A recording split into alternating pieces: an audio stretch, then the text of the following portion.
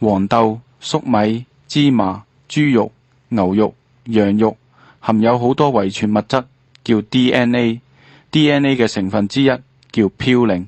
食物被小腸消化後，釋放出嘅嘌呤會被吸收到血液，之後被肝臟嘅黃嘌呤氧化酶 xanthine oxidase 轉化成尿酸 uric acid。所以如果食咗太多種子類食物或者內臟，血液內便會有好多尿酸，呢個便麻煩啦。因為尿酸可能會抑制腎臟製造水通道蛋白 aquaporin。腎臟約有100萬個腎小球，負責過濾血液中嘅廢物。喺過濾過程中，水亦都會經過腎小球嘅過濾網，被送入腎小管。呢啲液體姑且可稱為初尿。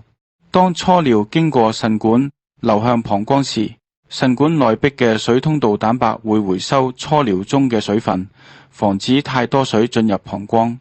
可係尿酸可能會減少水通道蛋白。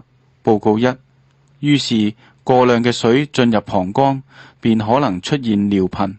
如果可以抑制黃嘌呤氧化酶，便有機會減少尿酸，從而幫助防止尿頻。呢方面嘅保健食品成分叫桑葚素。報告2。